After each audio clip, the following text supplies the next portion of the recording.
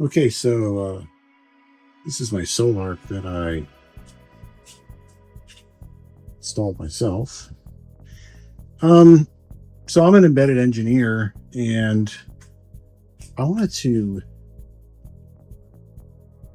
have this remote available upstairs next to the thermostat, or somewhere close by. We're gonna have to come down here and look at it. Now I know I can use the phone app, the mobile app, or the website, but it doesn't really give you real time. And I also don't want to have to install a Raspberry Pi, although I do have one of those, then install the software for it. It just seems like a lot of work. I wish they made a display like this that I could just mount somewhere else in my house, just so I could see status. I don't even really care about doing the configuration.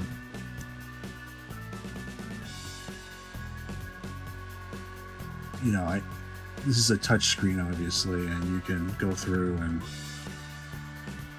I can configure changes. And sometimes I do come down here and do that, although I'll use my phone app for that. The battery setup, the setting up the limiter.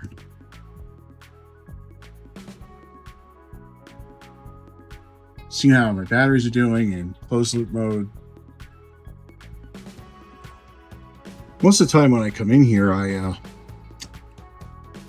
go to limiter, and I'm going to change the the time of use mode. If I want to charge the batteries up overnight or something for a storm. But I'll look into that.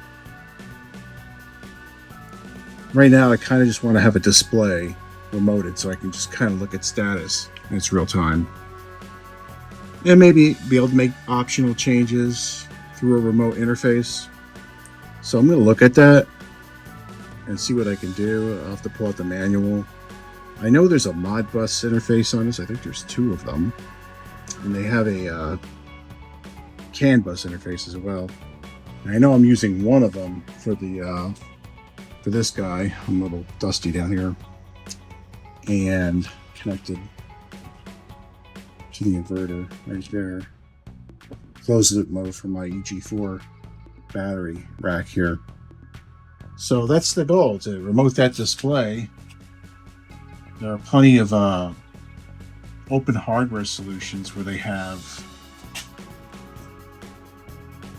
displays and microcontroller boards, or even embedded Linux boards. I mean, I might be able to use a Raspberry Pi remotely. That's something I'll have to look at and put into. But this is the beginning of the journey here, so I figure I'd document it as an engineer and, maybe get insight from other people and maybe provide insight for others. And that's it. That's the beginning of my process here for my solar display.